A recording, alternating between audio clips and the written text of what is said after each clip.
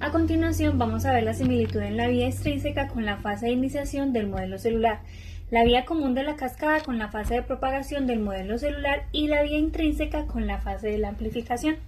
Estas similitudes están dadas por los factores de coagulación que interactúan en cada una de ellas y los complejos que se forman.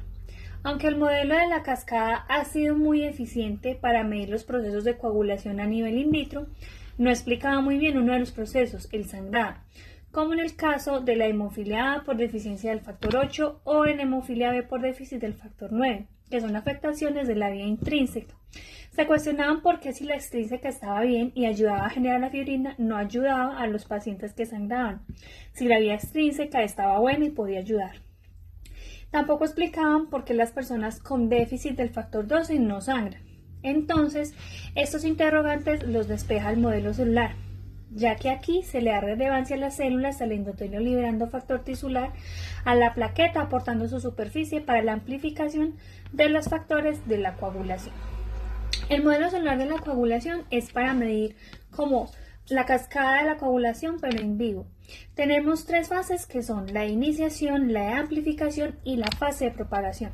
En iniciación se produce la pequeña cantidad de trombina para iniciar la coagulación. En la amplificación, la trombina activa factores de coagulación y a plaquetas para amplificar la respuesta. En la propagación hay macrodosis de trombina para convertir el fibrinógeno a fibrina para hacer un coágulo estable. En la fase de iniciación tenemos la célula endotelial. Cuando esta célula sufre un daño, expresa el factor tisular, que es una proteína.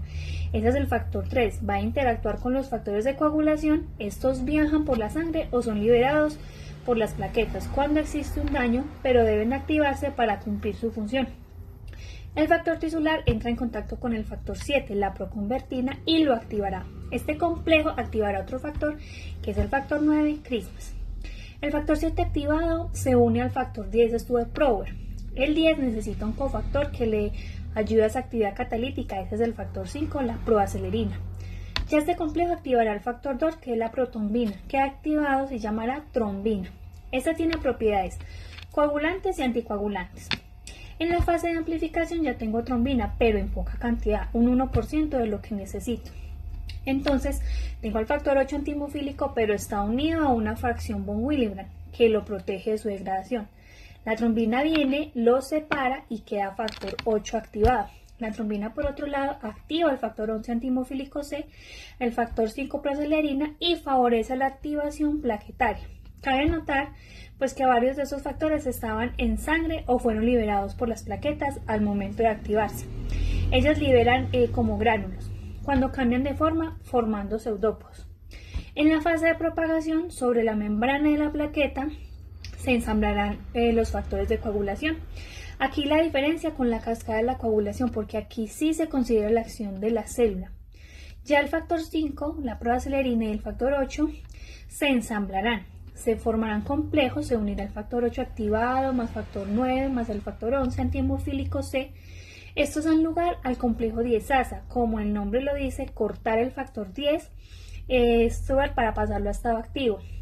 Ahora se unirá el factor 10 activado más factor 5 activado y darán lugar al complejo protombinasa, o sea, cortarán la protombina, factor 2 y será trombina. Ya el factor 2 se formó y tenemos la macrodosis que necesitamos. Esta cortará el fibrinógeno a fibrina y esta empezará a polimerizarse para formar la red de fibrina que detenga el sangrado. Por último, el factor 2 activará el factor 13, que es el factor estabilizador de la fibrina, y va a actuar en esos enlaces. Primero se harán monómeros de fibrina, luego polímeros, pero este enlace es no covalente, o sea, es soluble. Entonces viene el factor 13 activado, se une a los polímeros de fibrina y cambia el enlace a covalente, o sea, insoluble, y así se detiene el sangrado.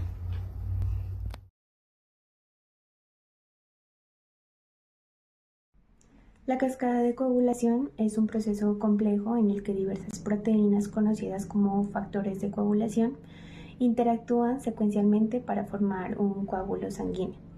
Este mecanismo se activa cuando ocurre una lesión en un vaso sanguíneo y su objetivo principal es detener el sangrado para evitar una pérdida excesiva de sangre. Inicialmente, la vía intrínseca Se activa cuando la sangre entra en contacto con un antígeno, lo que provoca la activación de las plaquetas. Estas liberan diversas partículas, entre ellas se encuentra el cininógeno de alto peso molecular, que activa al factor 12, también llamado factor de Hagemann, convirtiéndolo en su forma activa, el factor 12 activado. Este a su vez activa el factor 11 en 11 activado, el cual luego activa al factor 9. El factor 9 activado activa el factor 8 y además el factor 12 actúa sobre la precalicreína, que es una sustancia presente en el plasma, transformándola en calicreína.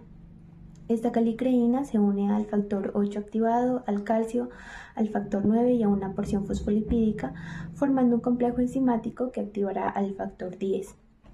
La vía extrínseca, por su parte, se inicia cuando las células lesionadas o dañadas activan al factor tisular, conocido como factor 3. Este convierte al factor 7 o proconvertina en su forma activa, el factor 7 activado. Finalmente, el factor 3 activado junto con el calcio y el factor 7 activado forman un complejo enzimático que activa al factor 10. En la vía común, el factor 10 activado por cualquiera de las dos vías anteriores se une al factor 5 activado junto con fosfolípidos y calcio, formando un complejo enzimático que convierte la protrombina, que es el factor 2, en trombina, es decir, el factor 2 activado. La trombina es una enzima clave en la activación plaquetaria y también se encarga de convertir el fibrinógeno soluble, que es el factor 1, en fibrina insoluble, el factor 1 activado, formando una malla que constituye la base estructural del coágulo. Además, la trombina activa el factor 13, que entrelaza las fibras de fibrina, estabilizando el coágulo. Por esta razón, el factor 13 activado se le conoce también como el factor estabilizador de la fibrina.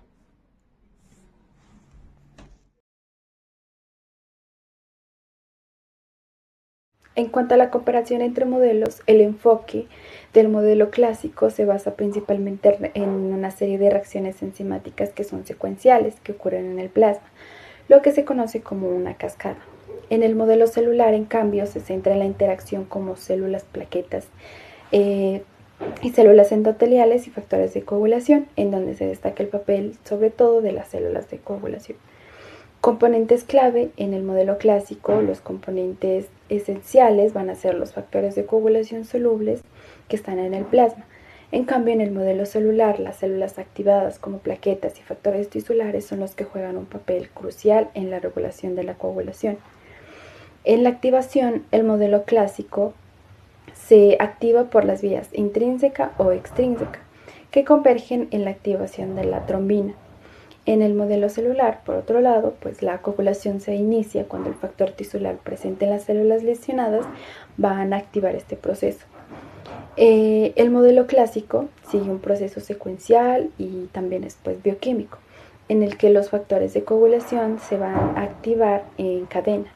En el modelo celular, este proceso es regulado por localización y las interacciones de las células, lo que va a permitir una activación más localizada y más precisa. En la producción de trombina, en el modelo clásico, la trombina se produce cuando la trombinasa convierte la protrombina en trombina. En cambio, en el modelo celular, la generación de trombina ocurre de manera localizada, amplificándose en respuesta a las células que han sido activadas. En cuanto a complejidad, el modelo clásico es relativamente lineal y secuencial en su activación, ya que sigue un patrón que es predecible. En el modelo celular, por otro lado, este es más complejo, ya que enfoca su activación en la amplificación y localización de las señales celulares que regulan la coagulación.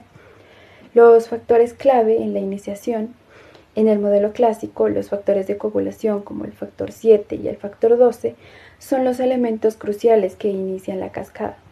En el celular, las células que expresan el factor tisular y las plaquetas activadas son esenciales para dar inicio a la coagulación.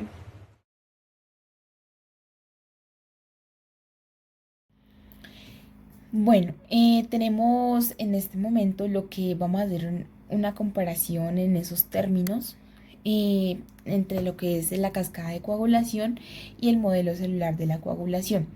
Tenemos pues en la primera, como es esa base del diagnóstico, podemos tomar primeramente la cascada de coagulación, en la que tenemos que este modelo es útil, nos es útil para lo que es describir lo que son esas etapas, esas diferentes etapas y factores específicos durante la coagulación que van en una secuencia lineal, lo que permite al médico identificar y pues diagnosticar deficiencias o trastornos de algunos factores en específico, como lo son las deficiencias en los factores 8 y 9, eh, que pues pueden llevar a alguno de ellos a pues alguna enfermedad pues, hemorrágica.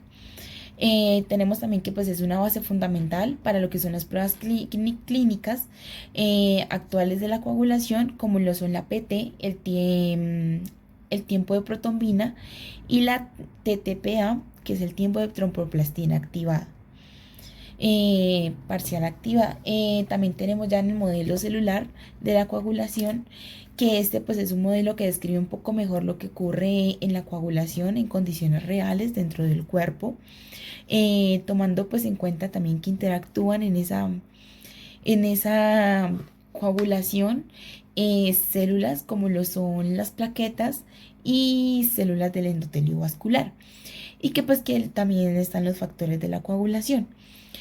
También pues lo que ofrece este modelo celular es una visión un poco más completa, más amplia de cómo abarca pues esa fisiología del proceso, que es un poco más allá de esa cascada bioquímica.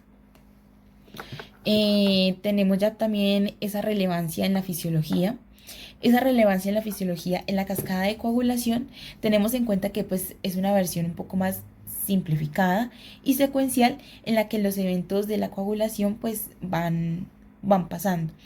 También pues adecua lo que es describir esas reacciones bioquímicas en un laboratorio, pero pues que sin embargo no refleja completamente lo que pues son esas complejidades en un proceso como ocurre en un organismo vivo. No es lo mismo un laboratorio, hacer una prueba en un laboratorio que como ocurre en realidad en un cuerpo humano vivo. Por eso en el modelo celular de la coagulación tenemos que pues este representa un poco mejor lo que es la coagulación como sucede en un cuerpo humano, vivo, tomando en cuenta pues esa regulación en las células y esa interacción entre los diferentes tipos de células y tejidos, como también pues teniendo en cuenta pues los factores. También pues nos ofrece este modelo una perspectiva un poco más precisa de cómo pues esa coagulación es iniciada y pues cómo es regulada por ese entorno fisiológico dentro del cuerpo. Y por último tenemos pues esa importancia clínica. En esa importancia clínica tenemos en la cascada de coagulación, que pues en la cascada nos ha sido fundamental en lo que es en ese desarrollo de algunos estudios clínicos sobre trastornos específicos de la coagulación. Un ejemplo ha sido útil para eso de diagnosticar y tratar lo que es la enfermedad de la hemofilia y pues algunos otros desórdenes que pues afectan a algunos factores en específico en la secuencia de la coagulación. También tenemos en el modelo celular de la coagulación eso lo que es pues que es crucial para comprender esa formación de los coágulos en situaciones normales y patológicas, en como pues lo es por ejemplo en una trombosis, que pues lo que nos dice este modelo es que se consideran no solo esos factores bioquímicos, sino que también se mira esa participación activa de las células, lo que pues es clave en esas condiciones de la formación de trombos. Por ejemplo, pues esos coágulos anormales se mira si es por factores o pues por alguna alteración en las células que pues no están ayudando.